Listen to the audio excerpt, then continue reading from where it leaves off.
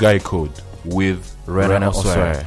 Welcome to another episode of the Guy Code. I am Rena Oswere. Guys, this is the special project I have been working on, and it is a special collaboration I did with mensgroup.com.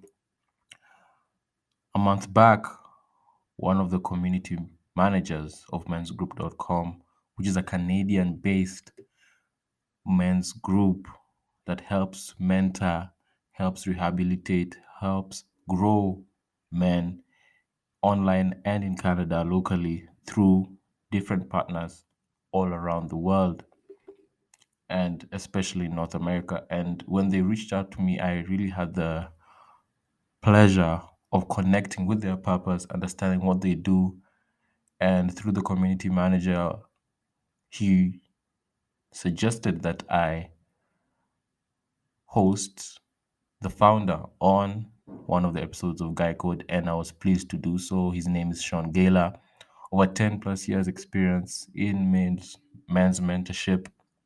He's done a lot all over the world, from traveling to business to his own career. And guys, you really have a lot to gain from his story, and what you're about to listen to is a very fruitful discussion. It's a very lengthy one. I would say it's the longest episode I've ever done, about 1 hour 45 minutes, but it's all very valuable engagement, interaction, and seeing how our experience all over the world as men is very, very similar from what we're experiencing, and it will really give a lot of insight for whoever is watching from any part of the world. So thank you again to mensgroup.com. I really suggest you guys check them out. We'll still be in touch with them. And without further ado, let's get into the recording. I just wanted to get into far as fulfillment in life. What is true fulfillment? What defines true fulfillment for you? Oh man, that's such a great question. Because when I was younger, I had a misguided idea of what fulfillment is. I thought fulfillment was going to be achieving things. You know, I thought fulfillment was going to be like being with a pretty girl or having money, you know. I thought fulfillment was going to be traveling to beautiful places, having business success. However, none of that, having lots of friends, like knowing lots of people. And unfortunately, none of that led to fulfillment for me. You know, quite the opposite. It left me feeling empty because it's a really disappointing experience to get all that stuff and then to realize that, oh, wow, I'm still unhappy, you know? And so what's fulfilling for me now is actually the simple things. It's like those simple little things that I like, uniquely like. I love walking my dog. You know, I love exercising. For me, that's surfing. I love being in the water because I just feel connected to the ocean, and it makes me stop thinking about my work and my life and stuff, you know. Having good conversations with friends. A lot of people don't like talking about serious stuff. I really like it. That's why I run men's groups, you know. So the more that I tuned into like what I uniquely enjoy, that's when, and just focused on that, not what I thought I should be or should be doing. That's when I started feeling more fulfilled. Well, that's great. So as far as understanding fulfillment from a young age, do you think that parenthood really plays a major part in how you were raised, in how you grew up in a community, or what they told you what fulfillment is when you saw guys with nice cars, nice houses? They said you should be like that person. So how does parenthood and how you grew up play a part in all the definition of fulfillment? I think it plays the biggest role in fulfillment and how you end up engaging with the world later on as an adult. Like the more that I learn about psychology, the more that I sit in men's groups, the more I realize it's those first 7 or 8 years of our lives when we have all the emotions, but we don't have the front of our brain developed yet, where we can't reason, we can't exhibit logic, and so we just feel a lot and we take a lot of things personally. And then those things go on to define how we think about ourselves and the world.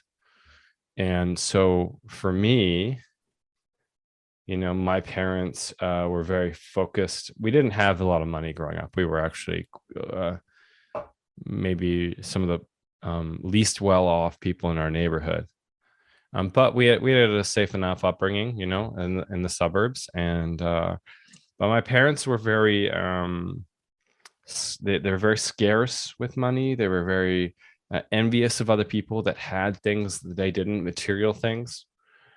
And most importantly for me, they really used a lot of disapproval and shame with me in the house to try to get me to learn how to be a successful boy or whatever, fit into the world. And unfortunately, that led me to feeling not so good about myself.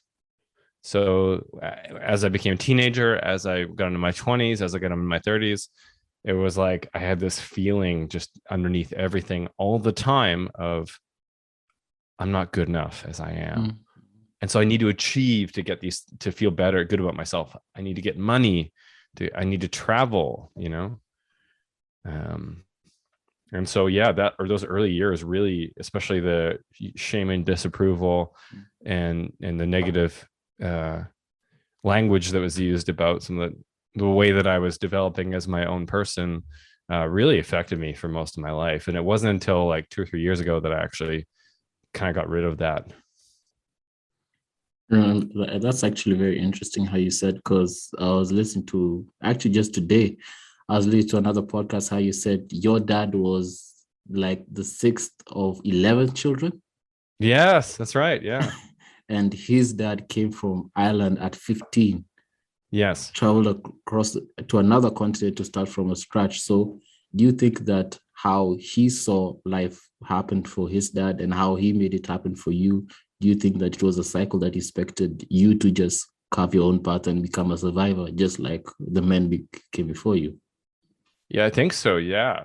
I don't even know if my dad had the luxury of thinking about that because he was in a survival state. And some of the people listening in Kenya might be the same. Like my grandpa was working in the coal mines when he was 11. And coal mines are very difficult work, very dirty, terrible work. And then all of a sudden he decides to buy a ticket on his own to travel across the ocean and start a new life when he's 15. So he must have had a really difficult time and faced similar things to what some of the listeners your listeners here might have faced as well. So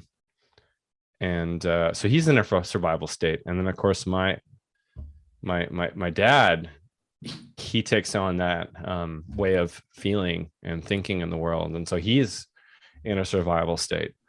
And then of course I grow up and my default is survival state, but I'm living in first world paradise. Like I live in, Canada. It's like we have all these social services and stuff, but and all these opportunities and luxuries. It's such a privilege, but I still feel that survival fear. Like there's a tiger right around the corner at all times. Like I'm going to die if something happens. It's very real, and it definitely got passed from my grandfather to my father to me. Yeah, thanks for sharing that. And it's very true for guys all over the world, including even here in Kenya, as far as having the survival state. And you mentioned that as you began to engage with guys who are very successful, and maybe they passed that survival state, now they're just thriving, and they still were going through a lot as far as pressure. So do you think there's a lot we are not sharing as men, and that people who may not be living hand to mouth and are thriving in their business still have to go through a lot of pressure on maybe how to stay there or even continue to progress even more? Yeah, definitely. I mean, I'm a good example, right? Like I've been successful, and mensgroup.com is going very well right now. And I'm not making any money from it right now, but it looks like it will one day. And we're helping a lot of guys. And a lot of people are like, wow, look at Sean. He lives in a town where he can surf. He has a beautiful partner, and he has this business that's meaningful and seems like it might be successful soon. Wow, he must feel good. The truth is that I still have this feeling, constant anxiety and kind of fear. And unless every day I have to manage it, and if I don't, it'll make me work unsustainably. It'll make me exhausted. I'll just do too many things. I will then start being a jerk to my partner. You know, it affects my relationship. It affects my health. That's why I got sick in the past.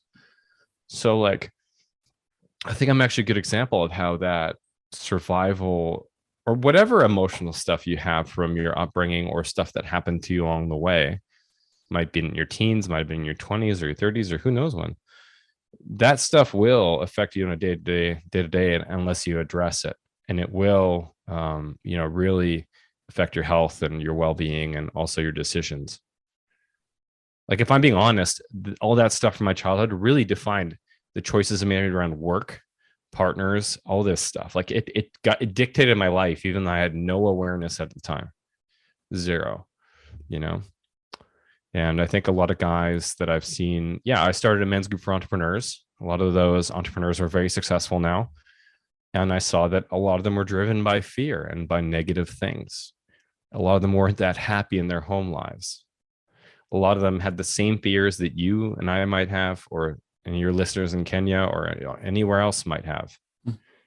So the success and the money and stuff didn't help them escape from their internal challenges, Okay.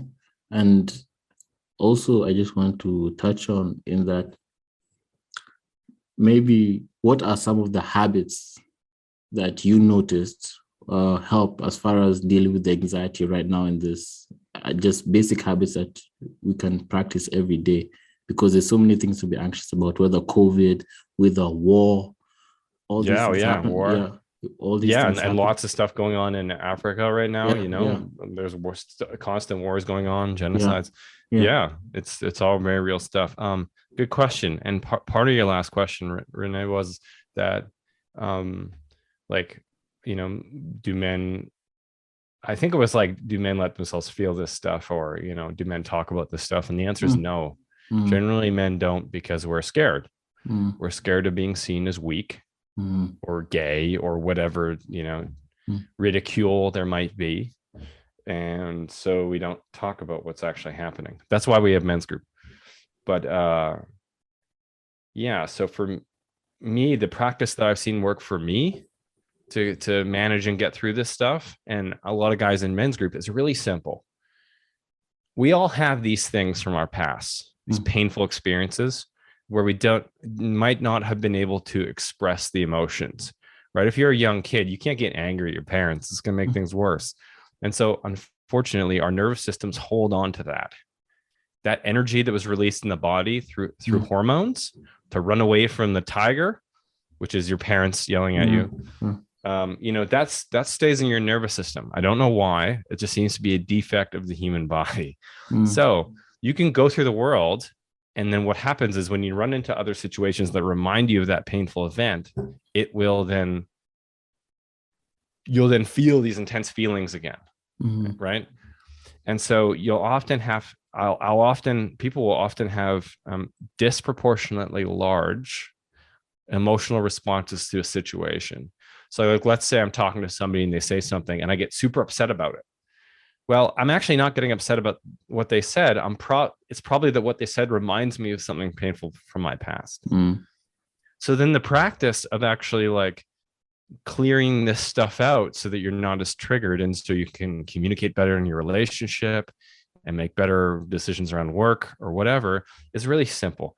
Anytime you feel emotional and negative emotions, I guess you could call them, sad, anxious, angry, whatever things pop up for you, step away from what you're doing and just breathe for like a minute and just hang out with those feelings. That's it. And it could be 10 times a day. That honestly is the only thing that's ever worked consistently across the board for guys in men's group or myself. Because what you're doing is you're not ignoring those emotions like men were taught to do.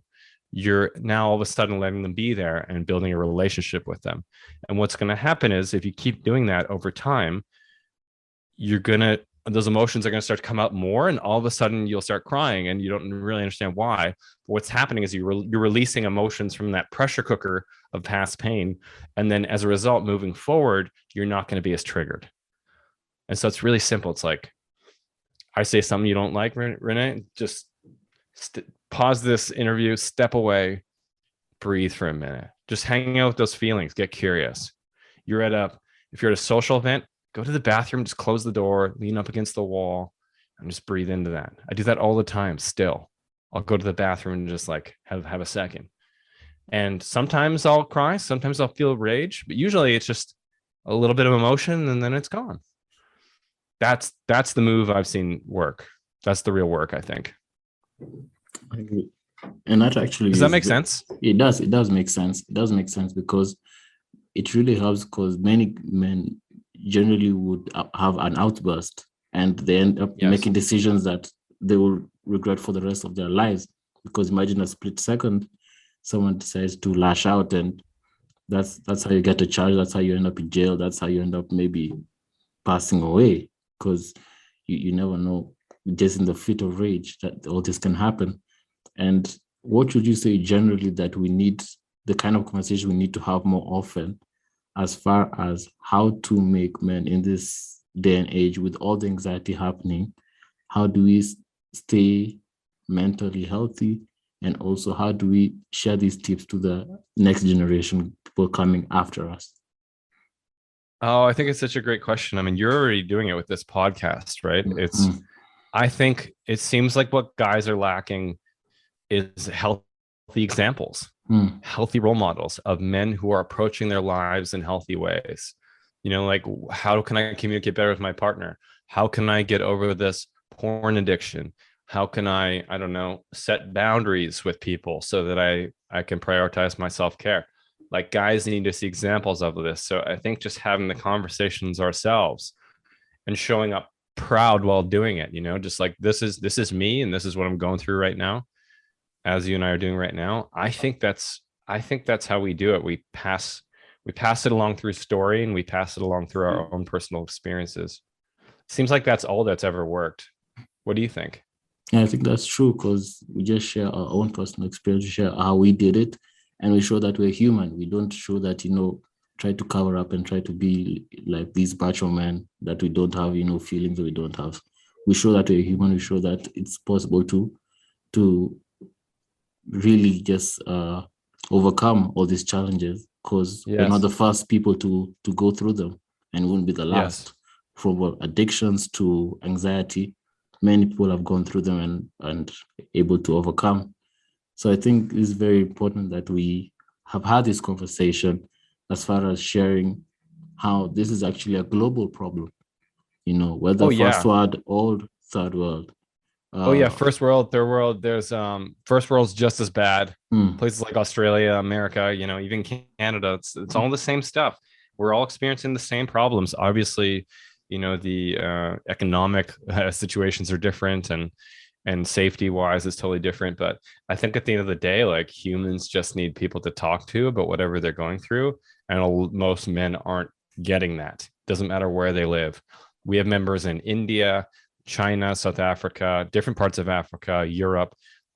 Guys just don't have people to talk to. And I think that's why guys are experiencing a lot more mental health issues, why they are ending up having a harder time navigating their challenges. And more importantly, like the suicide rate is so high for men, and violence, and all the things you mentioned before. So I think that it really is the key point here, is that, if you have stuff going on in your life, then we all do, find people to talk to about it. Could be a counselor that you pay, could be a person that likes talking about this stuff like you, Renee, could be friends that want to talk about these things. Just because your friends don't want to talk about it doesn't mean that other people don't. So maybe you need to get new friends that do want to have real conversations and be supportive. That's a big part of it too. Like, a lot of people think that their friends are who they are, but like, there's a guy down the street who would love to hear about your challenges and be supportive. So, okay, I thought it was really interesting that in men's group, like mensgroup.com that I started. When I started, I thought it'd be people who are struggling financially and people who are, from different backgrounds and stuff. And it turns out that it's a lot of like professional men that are doing well financially, family men, a lot of white men. They're just really lonely. And so that seems to be the men who need this kind of thing the most in North America anyway. I'm curious to hear, like, are there men's groups where you live in Kenya? Are there, what kinds of guys do you think could use conversations about their lives? I know that typically trauma is relevant, but guys in Kenya, you know, with all the genocides and stuff that are going on in neighboring countries and stuff, I imagine that guys must face a lot of trauma there. And so they have some real things to talk about. What's your take on it? I'd love to hear your experience of why you got into doing this podcast and you know, what kinds of things guys need to talk about and what the setup is down there.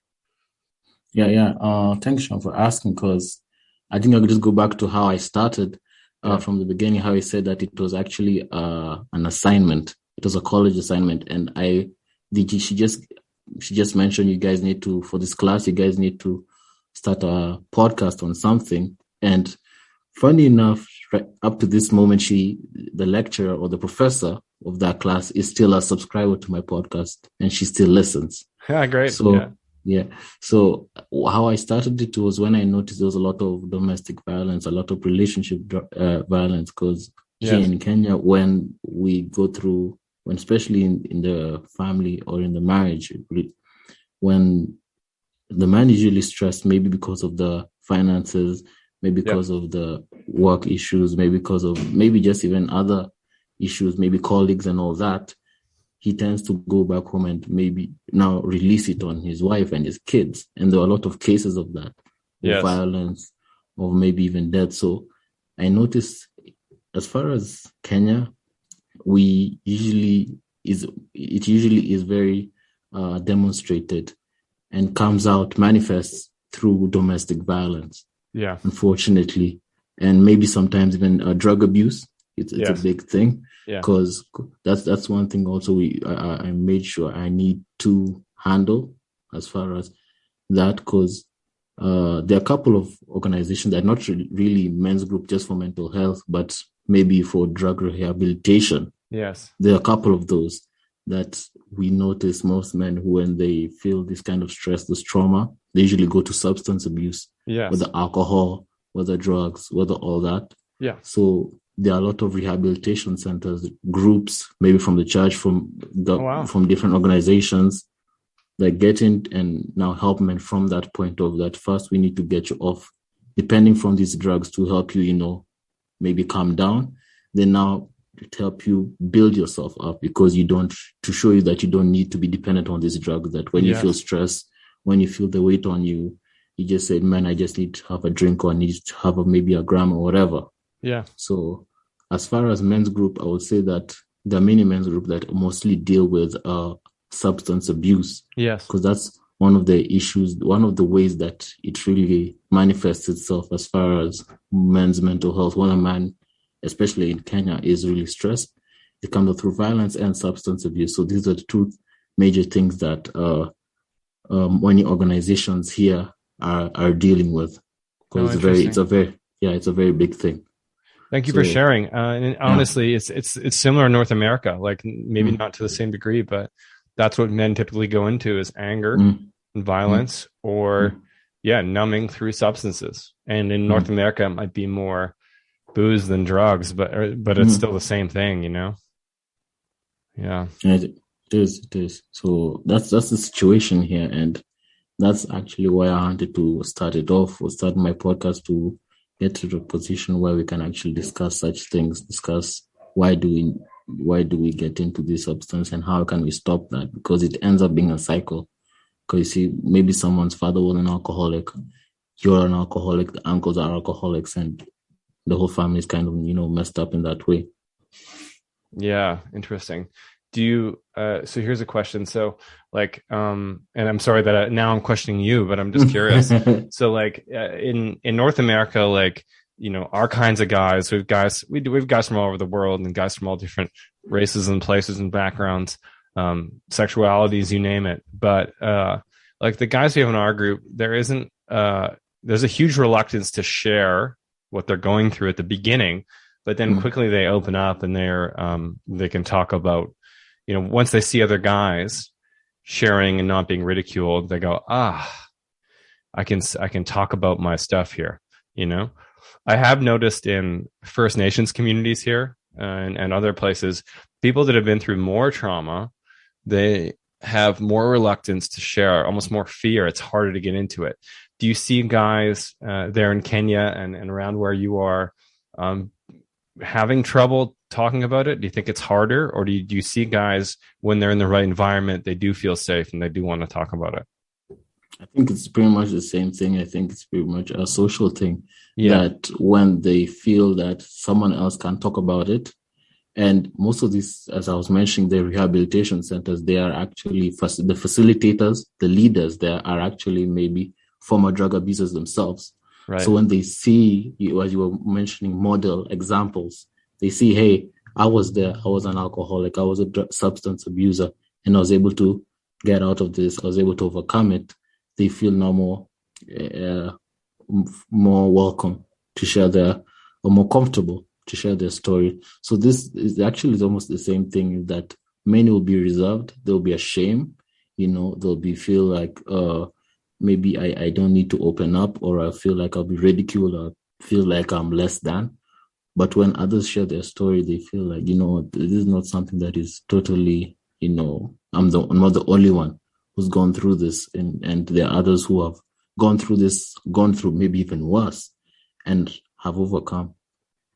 Wow, that's really inspiring. That's good to hear that it's similar for men there, that even though they've been through arguably a lot more trauma, some of them, than guys in North America, or even though that's relative, a guy growing up in a very safe household in a safe country could still have it perceived as much trauma, as much pain. But it's inspiring to hear that guys that have been through terrible stuff like wars and genocides and all sorts of stuff, still in the right environment, will want to talk about it. Oh, that's fantastic. Yes. Yeah. What else would you like to know about me or men's group? or any other questions just about men in general that you want to get into? Most also I want to get into as far as relationships, because I mentioned that here in Kenya there was a prevalence of, you mentioned anger. That's also similarity. So as far as how to, when you're in a place of, when men are going through mental health issues, does that really manifest in their relationships? Does that show, like, is there domestic violence there? Do they get to reports of maybe, I don't know, maybe not even violence, maybe divorce, separations? How has this mental health, maybe the lack of addressing it, affected the family structure there in North America? Oh man, I think it's similar. I think all the above, domestic violence, even in some really dramatic cases, people dying, physical fights and getting injured. Lots of violent crime offenders are now in jail. 98% of people in jail are men. Not out of violent crimes, it's like 99 point whatever percent men. And of course it takes a toll on your relationships. It seems to be a human default to take our shit out on the people closest to us because we love them so much. There's a lot of feelings there. All that stuff from our past gets brought up, and it's just, we can be nice to our friends, but like when we go home, it can be tough to not be a jerk to your partner sometimes. And so, if you're not making ways to process those feelings that you're running into in your life, it will come out as anger, because that seems to be the default for men, because it seems to be acceptable, right? Like growing up as a kid, to get angry was fine. Crying, they tell you to stop. And so then it results in, really poor communication with your partner, drug abuse, all sorts of substance abuse, and violence and all those same things. Okay. And it seems like it's very similar. So when these things are happening, one of the podcasts that I listened, you share about friends. Yeah. And where all this is happening, are there points where that people who may observe this, saying, "Hey, I'm seeing there's some trouble between you and your wife and all that." How does the people around them usually come in? Because especially here, it's a very conservative. We're still a very conservative culture where, as far as marriages, the families also can get involved and feel like, hey, this needs to happen, and this is how you should handle this. So, as far as do you feel that maybe friends and families, when these things are manifest and they say, hey, I'm seeing there's something up, and this is how you're acting out, and it's not like you, do friends and family tend to step in and help out, or is it more of maybe, since the West, everyone is more individualistic and need to handle their own business? Yeah, everybody's a lot more individualistic. And that's one of the reasons why we have such a mental health problem. You know, you think that with the money and the luxuries we have in North America, that like, and the technology, that, you know, we'd feel better day to day, but people actually don't. And a big part of the reason why is because we've lost that family, community, neighbor community, you know, at least most people in North America. So yeah, I don't see a lot of families getting involved to help each other in that way. And if they do, it can get emotional and get really, really weird really quickly, you know? So I haven't seen that much in North America. Okay. Like, I don't talk about my problems with my parents, you know? Like, they're like, how are you? I'm like, good. And I'm like, how are you? And they're like, good. And that's it, you know? So yeah, that's not a good situation. And here I've observed that when people do step in, because it's so rare, like if my friends were to jump in and tell me, hey, Sean, looks like this or that's happening, I'd like to think that I've done enough work on myself where I could actually hear that. Some cases I probably couldn't, but I think a lot of people are offended by that almost. They don't like, it's like people don't want to hear that from their friends and family, or they think it's offensive or something. So it just doesn't happen. And I don't see it going that well when it does happen in North America. So, and I think in that case, the men's group, it actually shows to be very significant to these men's lives, because it shows that there's a group of men that you come together and you almost feel like, is it a system where you feel like it's an accountability partner for guys who are maybe going through different addictions, maybe substance, maybe certain content? Do you feel like now through the men's group, you're able to keep each other accountable, just check on each other, understand maybe this is what your share, this is your triggers, and I also want to help you avoid these triggers so that you don't relapse back, in that you're helping pull each other up from these dark places that you're in? Yeah, exactly. That's basically what it is. And, you know, a lot of these guys, like we said, they're not close to their birth families. They feel like they can't be honest with their partner, their wife, about, or their, whatever their romantic partner is, about their, like how they're actually feeling, what they're stressed about, the adversities they're facing, because they don't want to look weak. They don't want to stress out their kids. And they've been focused so much on work that they haven't taken time to make friends. And so they don't have anybody to talk to at all. And that's not a healthy situation, right? So they come into they you know, there's lots of tools like counseling and podcasts like yours, Renee, and men's groups. There's local men's groups, and through the church, there's men's groups at community centers, and there's online ones like mine. But I think a big component of the men's groups that guys seem to like is that it's guys like them. They're going through the same things, so they can relate. That feels really good because it makes you feel less crazy. And then, there's the accountability piece, which is what you touched on. Guys do hold each other accountable. They're signing up for that. And so, like, it's hard to do that with family or friends that haven't really signed up to do that. You know, like, you need to find people that are as interested in holding each other accountable as you are. And so, that's one of the reasons why men's groups seem to work as a personal growth tool. Okay. And thanks for sharing that. And it actually brings more clarity to that, in that it shows the state of loneliness in this age we're in, because many people are just from work, go home, maybe go to the bar, have a drink or two, just go home. It seems like it's very monotonous and it's very lonely. Even though things are working out and things are moving, they feel still very alone in this whole matrix and the whole life cycle that they're going through. And this brings to my other question as far as loneliness. When these men are going through these changes, and maybe you can, maybe even if you're comfortable, you can touch on yourself. When you went through these changes, do you feel that your partner at the moment was really supportive of that? And you feel that when men join two men's group, do you feel that their partners are also very supportive of that, in that they also support them in attending sessions, in connecting with other fellow attendees and fellow members?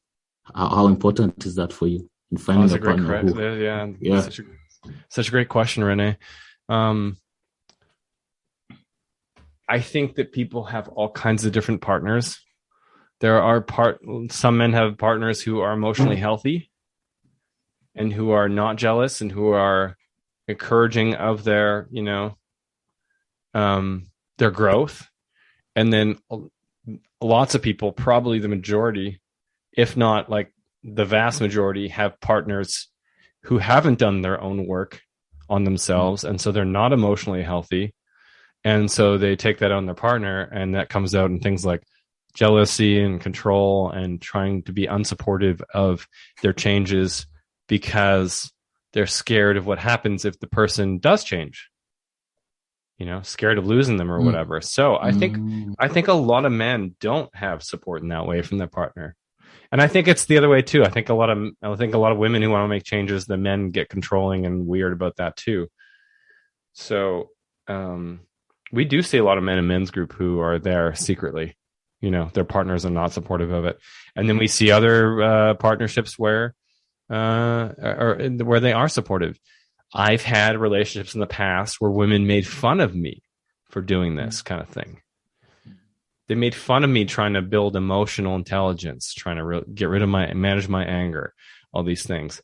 Now I'm with a partner. Her name's Katie. We've been together for 3 years, who has been incredibly supportive and continues to lovingly nudge me to continue my work. And she's doing her own work on herself. And in that case, then it's a lot more easier to get over some of these things that we're trying to, some of these challenges we're trying to overcome, Okay. Yeah, that's very. Does that make sense? Yeah, it does. I just think people are so different. It's hard to say yes or no. It's like depends on whether they have an emotionally healthy partner or not. Yeah, it really makes sense, and it's factual, and it's true that there's some partners who very unfortunate, very sad that they can be jealous. Yes. Jealous of the person you may become after you go through this healing process. Because they can actually be very attached to the dysfunction. Yes, exactly. They can really be attached to the dysfunctional person, and maybe some of them could be enabling that dysfunctional behavior you have. Yes. Could you explain why, for your listeners, why people would be attached to the dysfunction? Because that's a really important point, Renee, and I could ramble about it, but I'd love to hear how you think about it. I think as far as attached to the dysfunction, in that maybe they grew up in a place or witnessing this dysfunction, and for them it's home to them. For example, maybe if they grew up with a father who is maybe violent or an alcoholic or a substance abuser or had these bad qualities as far as their character, they will find that as normal, find that as this is what it is. So when they find this individual, this man who also exhibits the same characteristics, these same character traits, they will connect with that and will say, this is similar to what I'm used to. Yes. So, and many of them may not be used to something better. So I think that's how they could be attached to dysfunction when they're used to seeing this dysfunction growing up. And they say, you know what, this is what, a partner should be. They should have this kind of anger, this kind of, venting out or ranting out. So this is what I would say as far as being attached to dysfunction in growing up in a very toxic environment, where these toxic traits are just normal. And this is what you should expect. Yeah, that's what love is. That's what love is, right? That's how you understand it. Yeah. I can validate that from my own experience. So I realized before meeting Katie that I was choosing partners that had similar communication traits to my dad, which were toxic for me. But there was something so attractive about that, or hooky. It would like hook me, in an emotional way that wasn't healthy, but it felt exciting. And really, I was trying to solve that trauma from my childhood. It seemed like I was choosing a partner that was like my dad, so that I could try to convince this person to love me in the way that I needed. But of course, that doesn't work because they are who they are, and they're not going to change. So yeah, I've seen that in my own life as well. Yeah, that's very true to most people, because many people don't have the luxury of living in a two-parent household that is loving, that there's a good loving environment, good nurturing environment. They get to see all these kind of qualities. And when they get to an environment where it's familiar, then all of a sudden, maybe this man now joins the men's group and wants to say, you know what, I want a different side of me to come out. I want to have better choices, have better habits for myself, to improve my own quality of life for myself, or through career, to make better decisions. And now their partner is scared of that. It's like, I didn't sign up for this. Who is this person? Yes. And maybe that's how, you experience ladies who are now making fun of you. Yeah. They didn't understand, like, what do you mean you're trying to build emotional intelligence? This is what a man is. A man is supposed to be this erratic, ranting, just, reacting instead of, response, because that's what they knew. So when you bring out a different side, they're wondering, this is hilarious, this is ridiculous. You can't define this as manhood again. Yeah. So, and then meanwhile, they're now in relationships where they're getting domestically abused or whatever because they chose partners who aren't expressive, and they bottle it up and then explode. And then, they say that's a man. Well, I say a man is somebody who can be honest about his feelings in like a manageable, controlled way, and who has healthy outlets to express those feelings. For example, if you deal with anger issues, here's a simple one: go hit a punching bag. Move that anger before you go home to your family. Like, anger is one of those things that needs to be moved, I find, and a lot of men find, or access a tool like a men's group where other guys are going through the same thing. Yeah. And that's true. And there's something you mentioned right now in that, how you said that you chose a partner who was showing the same attributes as your dad because you also wanted you wanted their validation. Yes. And I noticed on the men's group, you talk about nice guys and how to establish boundaries. Yes. And that's also one of the ways that some toxic people, toxic partners, may actually be attached to dysfunctionality, because they're used to dealing with a partner who has no boundaries. Yes. Since they know you always want their validation and, the compliments, they know that, they can get anything from you, and they're used to that. So when you now start setting boundaries, they won't before that. Can we just touch on that? That's such a great question, Renee. You pick up on really interesting points and ask great questions. I just wanted to say that quickly. Thank you. Yeah. So boundaries are something that everybody struggles with because typically our parents weren't great with boundaries. It's hard to set a boundary with somebody because we're afraid of their emotional response, right? I don't want to tell my dad no because he'll get angry. I don't want to tell my girlfriend no because she'll get sad, or maybe she'll withdraw love and not give me affection for a while, right? And so ultimately, a lot of people are afraid of those responses, and so they don't set boundaries. And so our parents were like that. That's who we modeled after. So now we go out in the world and we don't know how to set boundaries. And unfortunately, it adds to toxicity in relationships because your body is telling you need one thing, but you're saying yes to something that's the opposite. So, for example, if my friend says, "Hey, Sean, do you want to go for a beer tonight?" and I say yes, even though inside my body I feel it could be an anxiety. It could be like just a little bit of resistance, like no, or I could have a reason. A lot of times I don't have a reason, but it could just be like, you know what? I'm tired. I just want to go home and by myself and like rest.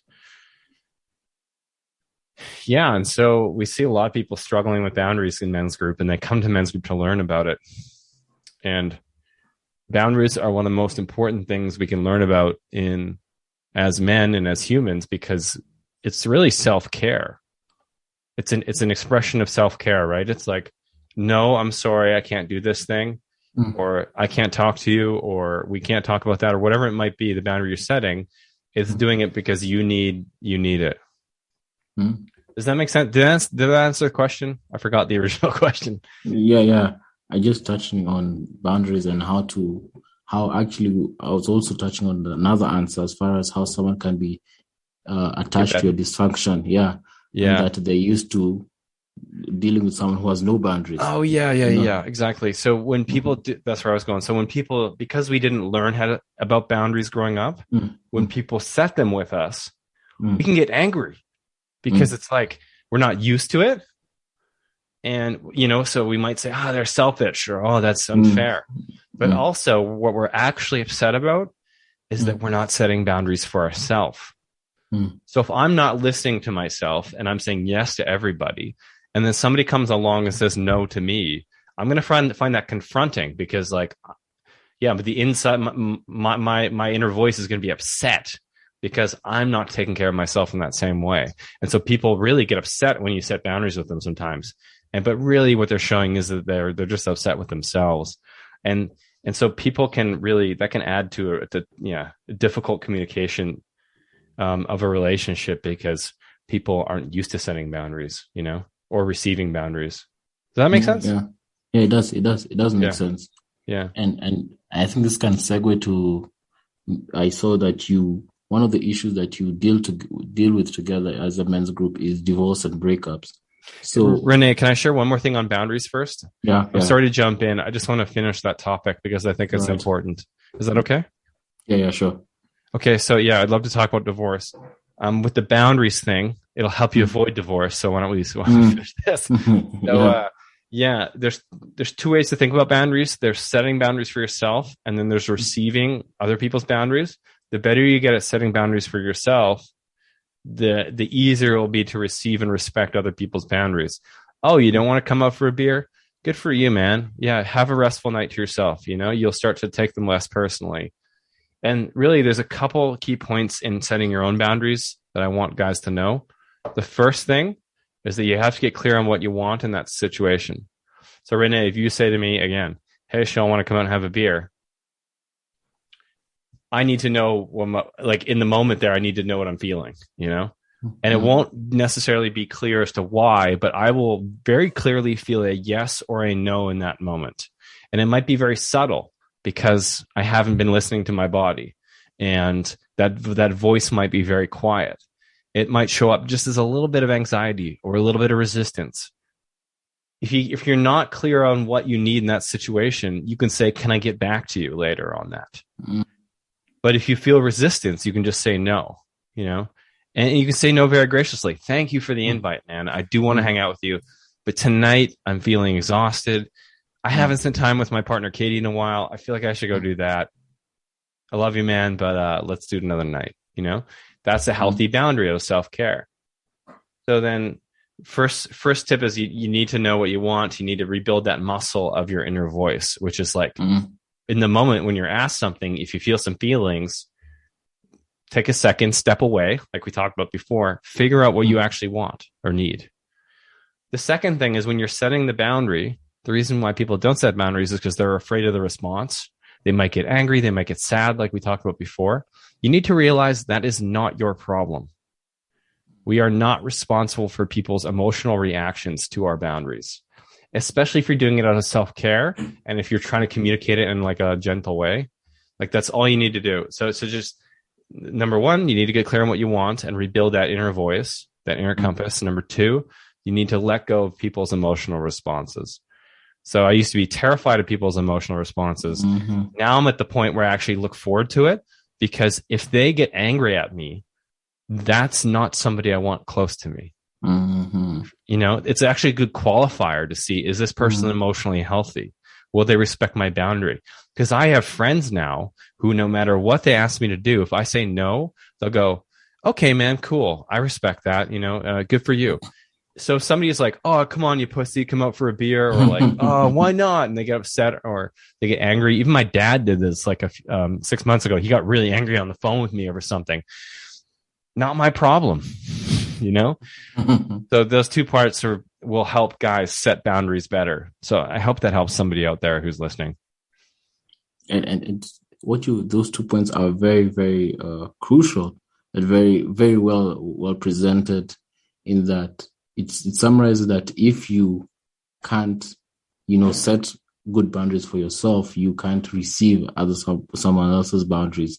So it really comes back to self-awareness and self-management, how you manage yourself. Yes. And if you're able to express yourself from your own truth. And I like how you mentioned that you really need to understand how you're feeling in that moment. Because many times who are used to not setting boundaries, many people will come from a point of people pleasing. Yes. People pleasing. What do they want to hear? What is the best thing that they will want to hear that I will make them happy? Forgetting what I want. And as you said, it's very true that sometimes it takes muscle to build, because it reaches the point where some people are, that inner voice of what they truly want is so we'll say choked by the people pleasing, that you always, from a point of when someone asks you something, you're thinking, what do they want? What will I say that will make them happy, that will make them like me? Yes. And it really makes someone maybe even a slave to other people's compliment, other people's acceptance and approval. And it's very important how you said that we need to release it. We need to release, their response to what we really want. Yes. And it's a good qualifier. It's a good qualifier. That's true. It's a good qualifier, because when someone gets angry, that's not the kind of person that who you would know definitely would want, because they don't want you for who you really are and what you stand for. Because they're gonna let their emotional shit. They're gonna throw their emotional shit at you. Like he could be angry because he's upset about something else. He could be could be getting angry because he had a bad day. Either way, like life is already so hard. You don't need friends like that. At least close friends. Yeah. Yeah, and I think that's one of the qualifiers that is a good qualifier that you've highlighted. I think I definitely want to start to touch on another qualifier you mentioned in another podcast, as far as communication. Great. You did your research. I love it. Yeah. and was just trying to understand the movement and how your story, and I really liked how you mentioned that. You were very honest how you said that you had to, would say, cut ties with a friend who was not very good with their communication. And we'll get to that. But if I can now go segue to the point I started about divorce and breakups. Yes. In that, when I mentioned how maybe someone can join the men's group, they get to understand how boundaries are. They get to understand, to build that muscle, to build that communication, to do away with the bad habits they're used to. Will there ever be a point where they would reach a point where they will need to decide that I can no longer move on in this new stage of my life with the current partner I have? In that it's a good decision. Yeah. It's a big decision. Yeah, good question. Yeah. And the answer is yes, all the time. I mean, a lot of people get married when they're very young and they don't know themselves, and they don't understand what they need from a partner. And then, they're in this relationship that's super difficult. I can't imagine what it'd be like to be married now to people that I was with when I was in my early 20s. I was a completely different person, didn't know what I wanted. So I think it's totally reasonable that if things get really difficult to, past a certain point, if it's just constantly difficult and there isn't much value or joy or fulfillment or support in the relationship, emotional support, then what's the point, I know that's not a popular view in the religious communities. it's not a popular view necessarily in spiritual communities. I think you need to work on relationships. They are work, mine's work. But I'd say the ratio of like, honestly, if I'm being honest, like the ratio of like good, bad, terrible, like 15% of the time, maybe 10-15% of the time we're like fighting, you know? And then like 60% of the time things are just good. We're partners, we're supportive. And then 10-15% of the time things are great. And I think that's healthy, you know. That's where I wanted to end up.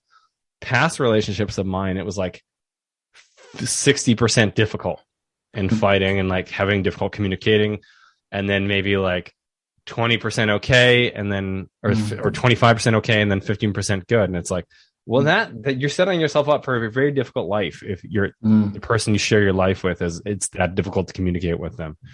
So I think there's a place for, you know, realizing that you both could be better with other people or on your own. Yeah. Do you agree? Absolutely. Yeah, I do agree. Yeah. And it really takes a lot of humility and a lot of reality check. I would say a reality check that you need to, as you said, you audit our relationships, because sometimes it can be scary in finding out that this relationship that you've invested a lot of time, maybe years, and you're finding out, wait a minute, a lot of this time we've just been difficulty, and it takes a lot to decide to sabotage and say, hey, I don't want another 4 years, another 5 years, another maybe even 2 years or 1 year of dealing with this. And I think I can do better, and I need to have better in this next stage of my life. Yeah. And I have one quick story to share on that. So before meeting Katie, my current partner, I was single for a while. And before that, I had a partner for 6 years. And she wanted to get married. And we loved each other very much. And she was so beautiful and so lovely and successful. But, you know, communication-wise, it was difficult in the home. And we wanted different things from our free time and our personal lives. And we just had different core values. And I just felt that. And so when it came time to buying that ring, I just felt like it wasn't the right move. And a lot of people around me felt that it was crazy. But because she's so beautiful and so lovely. But like the reality is that at home, it was very difficult a lot of the time. And it seemed to be getting more difficult over time. And I didn't want to sign up for a lifetime of that. I thought, I have friends where it's easier than this, where we want to spend time in the same ways and we value the same things. Why can't I find a partner like that too? And sure enough, I decided to end that relationship, which was one of the most difficult things I've ever done. And I went out and I learned more about myself. And then I started dating. And then sure enough, I looked for very specific things. And I met Katie, who's very similar to me, very similar communication style, has similar goals, similar upbringing, similar emotional issues, is very supportive of my own journey and me being an emotionally expressive male. And it's so much easier at home now. So, you know, I don't think it's grass is greener. I think it's like there are people that are better suited to you than others. And if you're in a situation where it's really, really difficult all the time for a long time, there might be I guarantee there's somebody out there who might be better, as long as you're doing your own work and not just blaming them too, which is a key point. Yeah. And I like how you summarize it in that it sounds like it would be a very similar case back here, even here, how you've invested so much in a relationship. Guys know that this has been your partner for 6 years. Yeah. That's almost past half a decade, which is quite a substantial amount of time. Yes. And when you decide to hold off on you know, making that commitment, they will say that you're crazy. And definitely even these conservative communities and societies that I live in, how marriage is a very big thing. And it reaches a point where definitely as a young man, they expect you need to find a partner so that you can, you know, you can have a family of your own and that you can be proud of. And when you decide to hold off on that to get a personal journey to improve yourself, many wouldn't fathom that, wouldn't understand the whole basis of that. And it actually brings about a question I want us to touch on as far as dating. You mentioned right now that how you said when you ended that relationship, you started to look for you went back, worked on yourself, and looked for specific things. How important is that, in that when you're now looking for a partner, for when you're in your improved self, to look for specific things? Because many will have thought that, hey, Sean had this very beautiful lady. They're just seeing the external. She's beautiful. She looks great. And, who wouldn't want to wife her? But you said, you know what, guys don't understand my experience. So yeah, exactly. How important is it to look for specific things and not just to be moved by the external and the shallowness of the modern partner or dating scene? Yeah, I mean, if I'm being honest, most of my life I just went for looks and women that were fun and sexy, and because I was a DJ and because I've always had an easy time talking to people, like that came pretty easily to me. And so I've been with a lot of beautiful women, and that's been a very lovely experience. But the reality is that that's fun, but does it make for a happy home life? Like after the last woman I dated, the 6th year was difficult. I dated a couple girls after that, just briefly, where there was even more difficult. And I was like, wow, that is a huge risk. Like signing up for a lifetime with that amount of conflict and issues, and in the home. And I was just really scared of that, like really scared of being in a relationship like that. And so while it was really difficult to leave something really good, like beautiful partner and all that, to be alone and sad, I'm so happy I did that, because it allowed me to really dig into what I actually need from a relationship. And I started dating and just trying to not to have sex with women, not to be in relationships with women, but just to learn. I'd go on coffee dates with anybody just to talk to them and learn what I like, what I don't like, And I spent quite a few years, 2 or 3 years, just pretty much gathering data in that way. And it was fun, but it was really just more getting clear on what I want. And I would say no to sex a lot of the time. I'd say no to second dates or third dates or being in relationships with these people, because I wanted somebody who fit these certain criteria. And my friends were saying that I was being too picky and that I'd never find it. And then sure enough, I meet Katie, and, we've been together for 3 years, and the passion's still there, and we find it easy to communicate the vast majority of the time. When we do get into conflicts, we resolve them quickly. And so I think it's so important to be very intentional about your partner. It's that all the research shows us the most important decision you'll ever make in your life for your fulfillment. So like, take the time, figure out what you need, and go out there and find somebody. Put yourself out there and find somebody who shows up in the ways you need them to. Yeah, that's very important point how you shared. And in my podcast, I actually talk a lot about dating and relationships and finding the right partner. Yeah, and it seems that how you just mentioned that when you broke up with this long-term partner for 6 years, you decided to date other ladies for a short amount of time, and you got to understand that the conflict was even more with some of them. Yeah. And do you think that maybe was it that you can't fully blame all them? Would you say that it was difficult because you were still figuring it out yourself, or was there still a certain kind of lady you were going for that you felt that you wanted to have? Was it the kind of lady you're going for, or was it more of yourself? You were still projecting that old habits that got you in the first relationship? Yeah, good question. Coming out of the 6th year, it was still old habits. I was going for the most beautiful girls possible so that I'd feel better about myself because of the shame that was in my household early on, right? So I was trying to fill that void. However, one of the girls that I dated short term cheated on me in a really, really dramatic way. And I was in the hospital having surgery, and she ended up going and, having sex with somebody else. And that made me realize, oh, wow, like I can't allow this. I need to break this pattern, And so after that, it was no longer the old habit. I was seeing things clearly. I needed that painful experience to see things clearly. And from then on, I still had a couple rocky ones, but I think that was more due to just not being the right fit, where my communication needs and emotional needs were different than hers, and so it was just difficult, you know. I think that's a lot of it. I don't think it's just that they were broken or that I was broken. I think it was more that we just needed different things. For example, are you familiar with the book Attached, the attachment styles?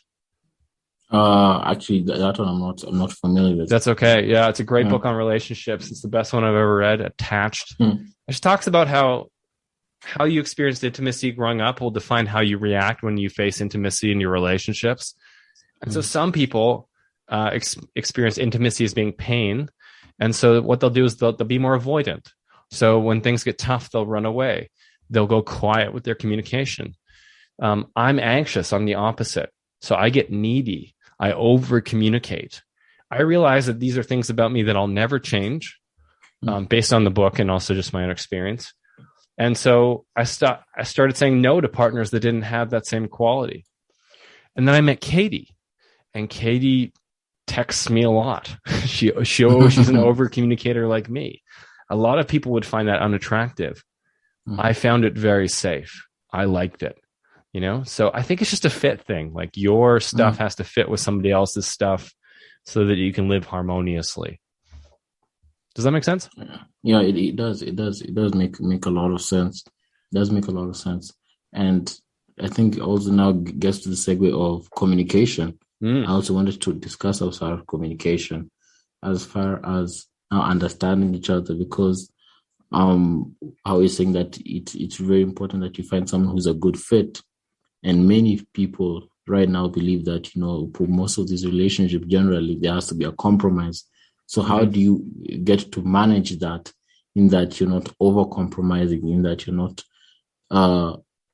giving more than you are reciprocating, because no one wants to be in a situation such as that? How do you manage that?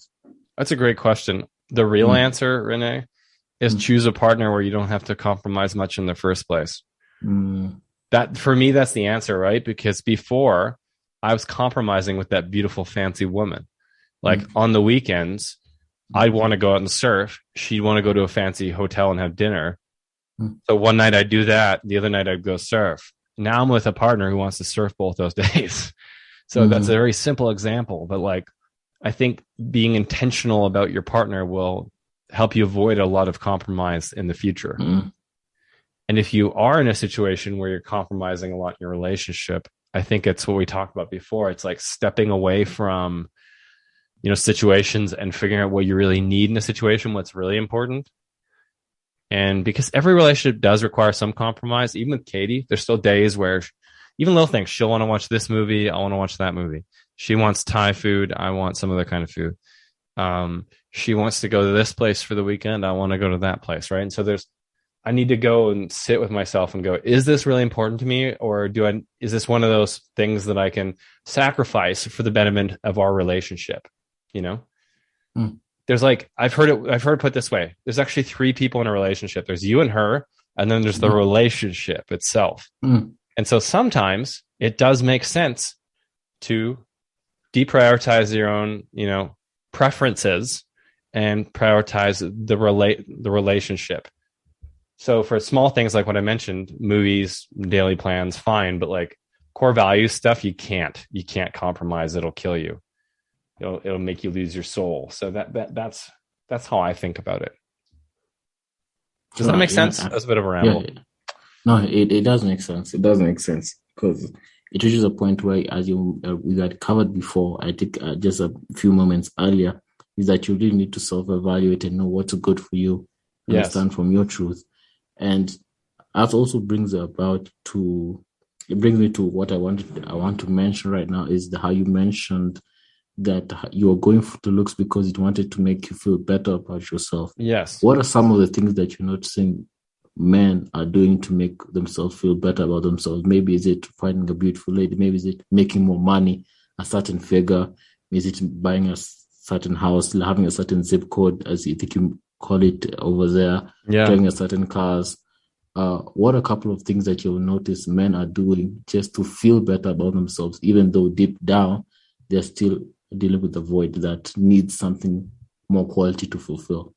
That's a great question, Renee. My honest thoughts are that most people are walking around day to day trying to fill up voids and being completely unaware of it. Like looking back at my early adulthood, I made decisions about my career from void, the women I was dating, the activities I was doing, the amount of exercise I was doing, the places I traveled to, the cities I chose to live in. It was all from this place of I'm not feeling good enough. For example, my first company that I started was a online business, a tech company.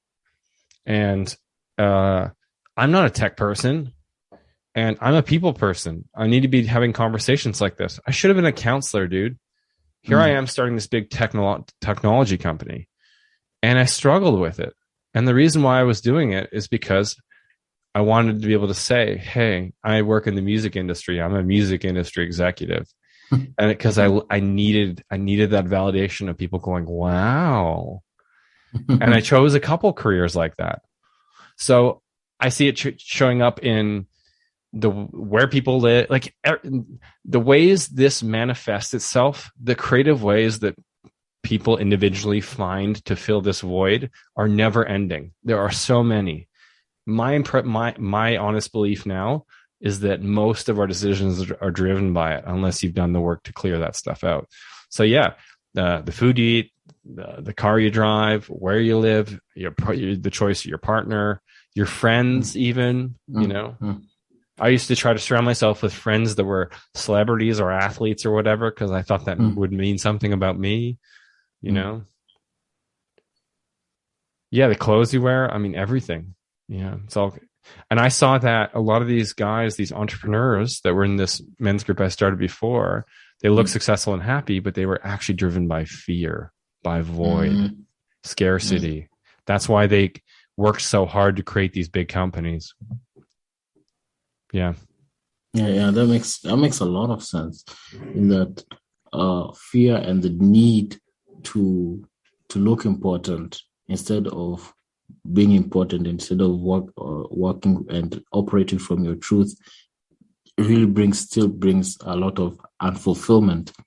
And I also want to touch on, from this is a good segue to purpose, in that instead of working from a place of fear or a place of neediness to look important, how do we operate from a place of purpose, in that maybe this is what I want to do? Maybe if you choose to be a counselor, instead of, trying to start this company for someone else's validation, to impress, strangers. What if I choose to be a counselor, and maybe it's not the fanciest or the most, opulent lifestyle, but it's what gives me fulfillment. It's what makes me happy to wake up in the morning and go and serve other people. How do we operate from a place of purpose and that brings out fulfillment and contentment? It's a great question, man. I think that it goes back to what we were talking about before, about how life is an inside job.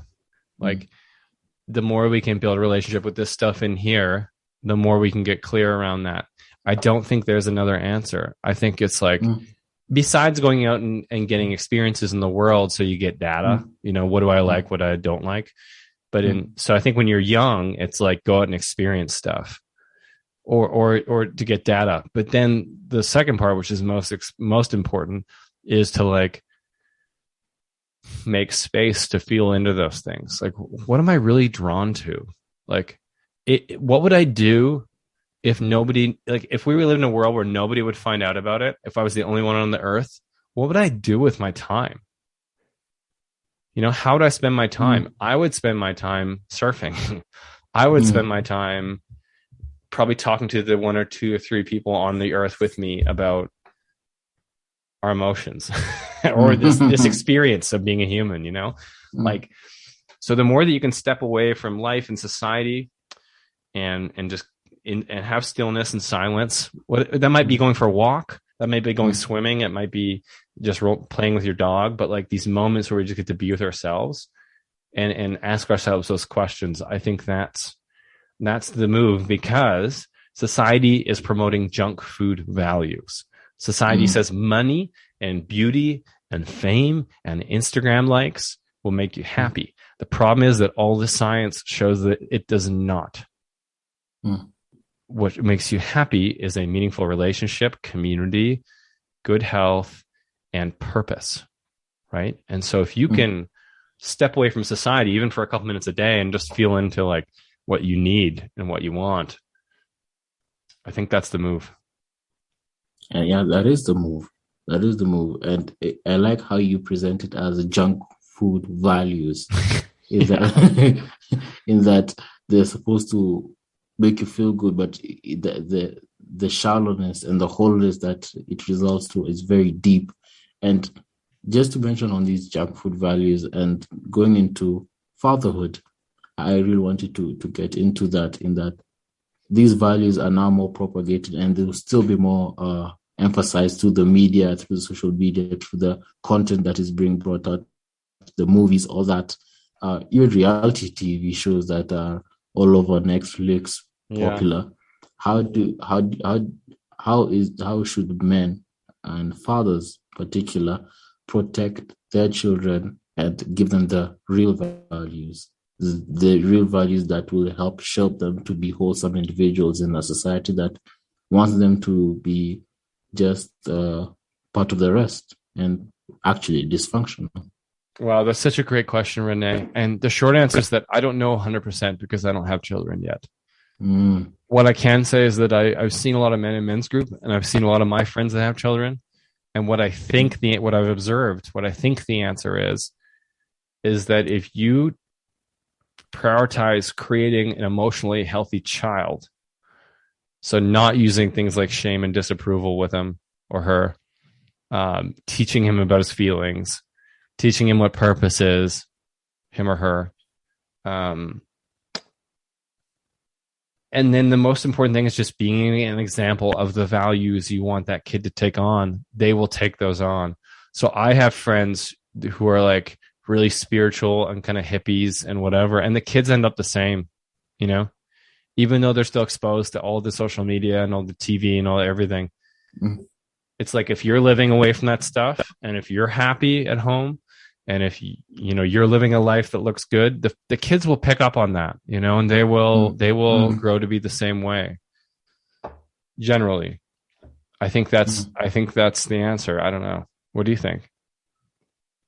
I think that's true as well, because as you mentioned, model examples in that there are many parents that parent from a point of do as I say, not as I do. Yeah. But when we watch more than what you say, we watch you have these habits and act out these actions from a day-to-day basis. Anyone would pick it up, even though you say don't do it. We see you do it, and it shows that you validate and you actually condone this behavior.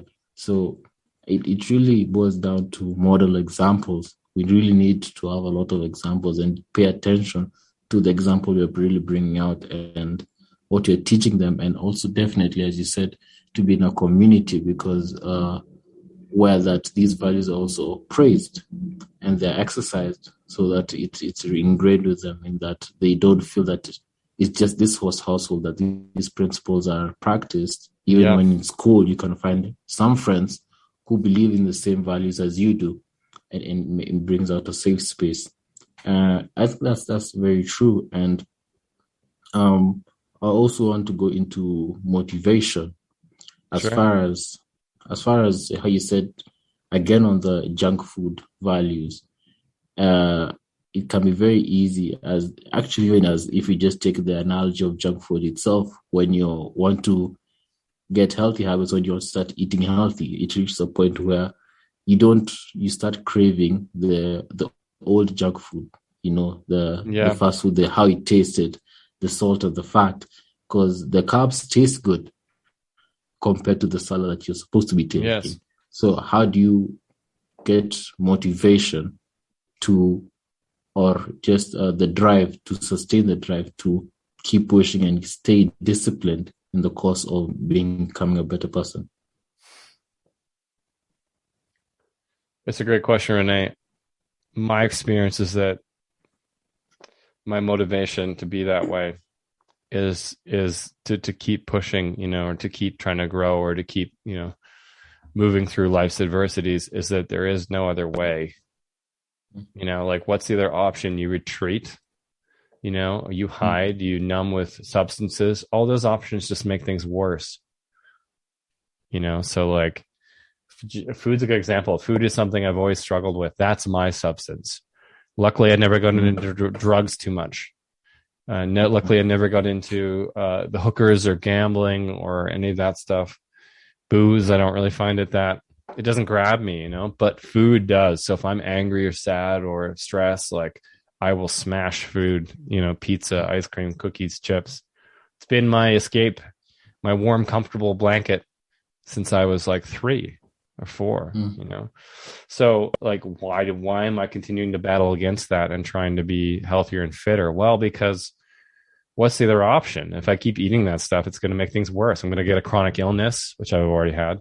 I'm going to get fat, and then I won't like how I look at myself in the mirror. That'll haunt me daily. Like the other option is not good. So I have to lean into this stuff. Like it's just one of those realities, this fundamental first principle truths of life that you can't get around.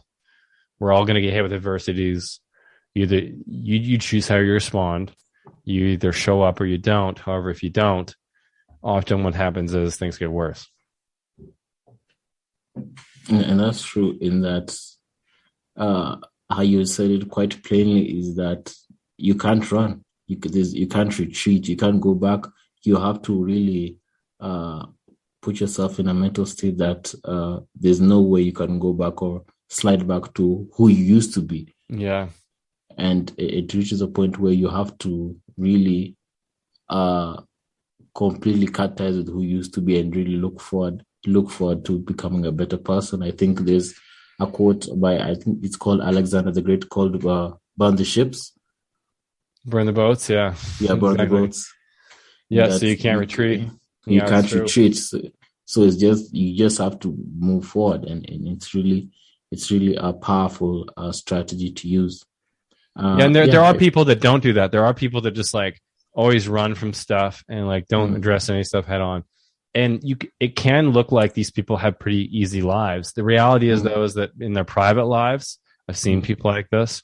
It's a complete mess, especially especially the most important things, their relationships, their health, all that stuff. So, yeah, anybody who's actually happy and successful typically has an attitude where they just accept that adversity is part of life and you have to move through stuff. That doesn't mean you need to tackle everything all the time. You can take breaks from facing the adversity. You don't have to face your daddy issues right now. Maybe it's not the right time. Maybe 3 months from now would be better. But, you know, eventually you got to face this stuff. Otherwise, your life's going to get worse. Not true. And would you say that the state of masculinity right now, or men generally in the world, some would say that for men who actually grew up or are used to living in societies where things are catered for, it feels that they have become more, we'll say, complacent, in that they haven't been used to or aren't used to handling hardships. Yeah. And handling discipline and handling, understanding that it really takes a lot of effort, a lot of discipline, a lot of focus to really get great things done and get the great structures in place that many of these men enjoy in these very civilized countries and societies generally. This is a good question, man. I think that a lot of people in third world countries look at places like America with envy. Like, wow, what would it be like to live there, right? Mm-hmm. But the reality is that, especially since, like, you know, World War II, for example, like there hasn't been a lot of adversity in America, and people could say they've been through their own adversities. Different groups of people have been through adversities, but generally, there hasn't been any big wars in America. There hasn't been any you know, really crazy things going on, and as a result, like when the pandemic hit, a lot of people lost their shit, like couldn't handle it. Breakdowns, going crazy, conflict with lots of people. You see stuff in the States getting crazy after the pandemic, riots, all sorts of stuff. And just wild stuff happening. And my opinion or theory is that it's because we've had a couple generations of people, a couple decades worth of people who haven't had to face any real adversities, right? Like my grandfather was in World War II. He was in a trench for like 4 years in the mud with wearing a gas mask. It's like, and people during the pandemic couldn't sit at home and watch Netflix for 2 weeks until we figured out what was going on. They lost their shit and were getting angry at everybody around them and going out and rioting and looting. And it's just like, harden the fuck up, people. Like this, the stuff you have going on in Kenya is so much more difficult than so. Yeah, I think there's something real there. I think there's something. I think the people that grew up in, you see this with really wealthy people. They're not happier. Like really, really wealthy families are not happier because they've grown up not having to face adversity, not having to understand that part of life. And so when it happens, they don't know how to feel about it. They don't know how to think about it, and they go kind of crazy. And that's true. And as you mentioned, the last point, as far as very wealthy people, because even here in Kenya and in Africa, and where I live, especially the capital city, which is in Kenya, Nairobi, there's the middle class, the upper class, and the lower class. So yes, when even in these countries that maybe are not as developed as first world countries, there's also the classism and the economic class. People who grew up in that may not really endure the same experiences that others who got to endure more. Because honestly, even as far as Kenya, it's been, compared to other countries, especially of course on the continent, it's been fairly, I would say, fairly peaceful. Fairly peaceful, yeah. Fairly peaceful. From maybe even your girlfriend can confirm from the places she visited in the country. There are a lot of tourist attractions, good flora and fauna, the beaches. I think we have one beach that is, we'll say, the Diani beach, that has won the best beach on the continent 5 years in a row. Oh wow! Yeah, really. Yeah. Very so it cool. gets a lot of tourist attractions. So when you're surrounded by a lot of this lush environment, the good serene, sights that you enjoy, it actually could make you complacent from achieving more, and that's very, very important. And I think it was Seneca who said, like Seneca's a Stoic philosopher. He said, I something to the degree of, I pity men who don't face adversity, because adversity is the gift of life. It's like, that's where you learn the most. That's where the opportunities actually lie to do things better, to get your goals and your dreams. It's like, these people that don't face as much adversity, it's actually a curse. That's true. And yeah, I think we need to understand, also be accommodative of anyone's adversity and what they went through, and get to consider that and get to understand that really makes them who they are. Because it's true that it's human nature, actually, that we want to go through the easy route. Yeah, and it's one of the things that allows us to connect is adversity. Like the fact that you and I felt like we've had adversity with expressing our feelings is now, or whatever, expressing our experiences as men, stuff that's on our minds, that's allowing us to connect now. And now we're going to build a friendship, and now I'm going to bring you into men's group because you're doing good work. And it's like, there's lots of benefit that comes from going through these things. Yeah. It's very true. It's very true that these things model you and help you to actually even get the very true character, to align your character, because they say that character really needs to be is what is left after you go through these adversities. You really understand what you really stand for when rubber hits the road, because it's very easy for someone to say they're a good person when they've never been put in a situation where they really had to make tough choices, because these tough choices really show what you really stand for at the end of the day. Yes. And it's true, because can we get into and touch on maybe career, in that how men navigating these different spaces, how we mentioned socially, how we mentioned from themselves, relationship, So as far as career and as how we started off with defining what is fulfillment, maybe you can just, these two things could be a little bit similar for most. What is the true definition of success for you?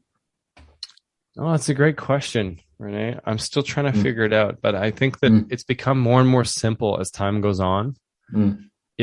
I want to do work.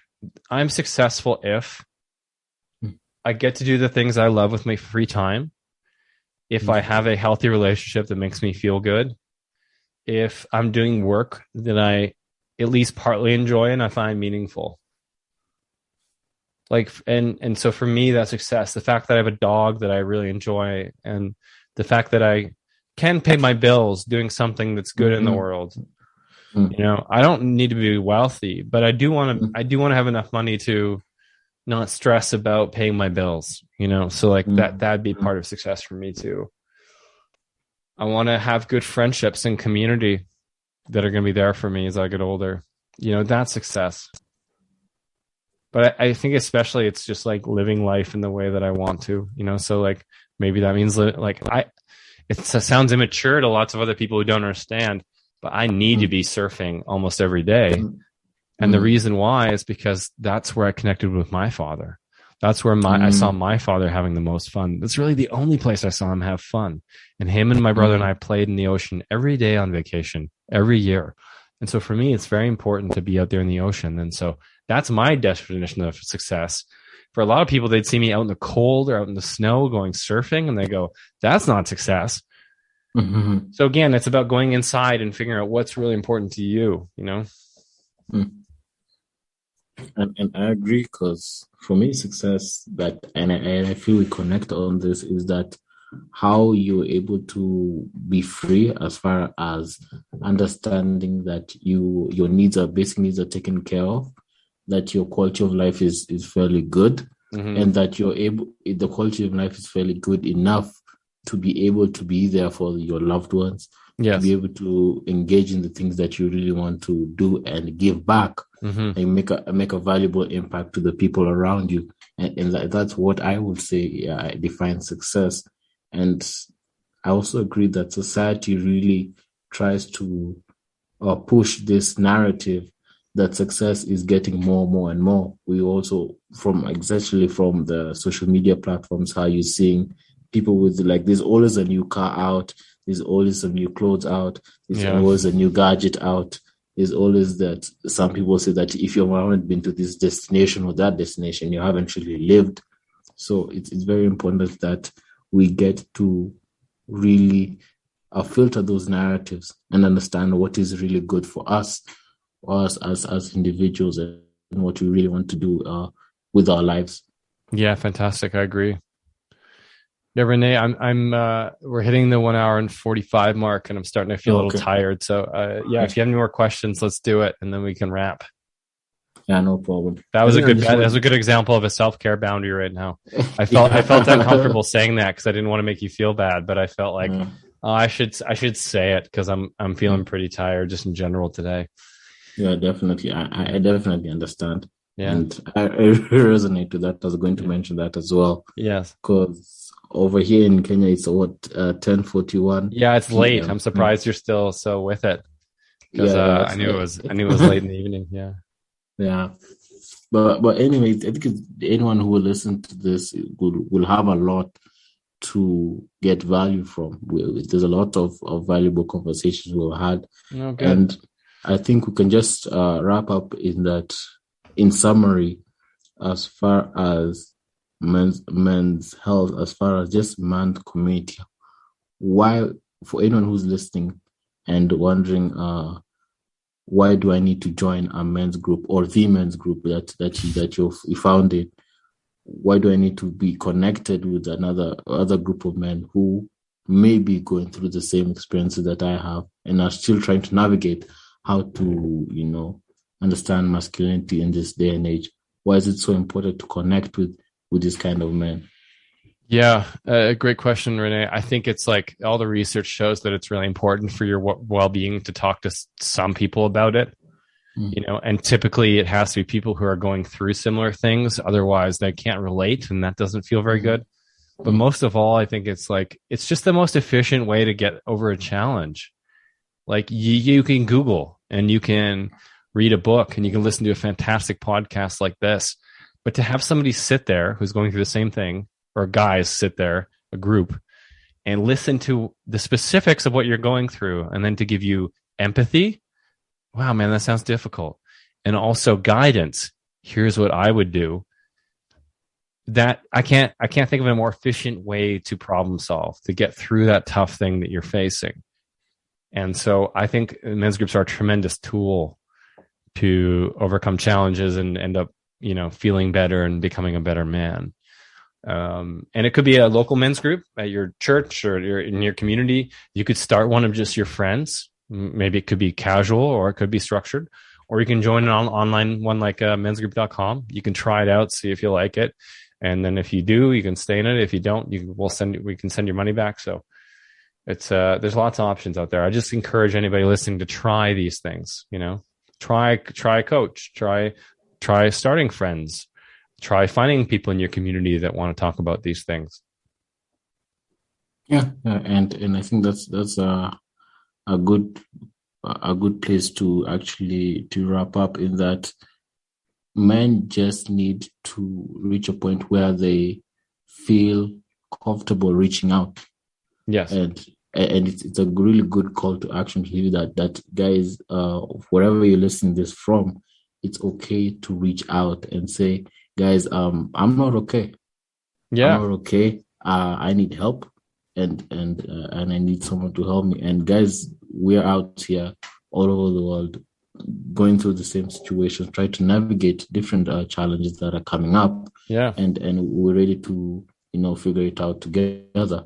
And I think that's a good way to really call all of us to come together and connect, because wherever in the world, there are still some challenges, and that you need to, that can be overcome when you're with the right partnerships. So thank you so much, Sean, for your time. It's been very engaging, and definitely I will want to engage more. I'm looking forward to joining the men's group and sharing everything that we're able to benefit from each other. I hope also other listeners will also want to join in. I'll definitely, when we get to edit the recording and publish it, definitely we'll tag the link. Yes, please. The owner. And I'd also love to have you on the men's group podcast too, because I think it's really interesting to hear, for guys over here, what's going on in another part of the world, and how guys like you are facing the very similar challenges to them. I think that makes it very, very humanizing, right? Yeah, very. I think it's fantastic. I definitely look forward to also being on the men's group podcast. Yeah, and you're a tremendous interviewer. You're doing great work. You ask fantastic questions. And so keep up the great work, Renee. Thanks for having me here. I really enjoyed it. Oh, thank you, Sean. So we can end on that, and you can continue surfing. Definitely. Yeah, exactly. Now I'm headed to the waves. Yeah. Guy Code with Rena Osware.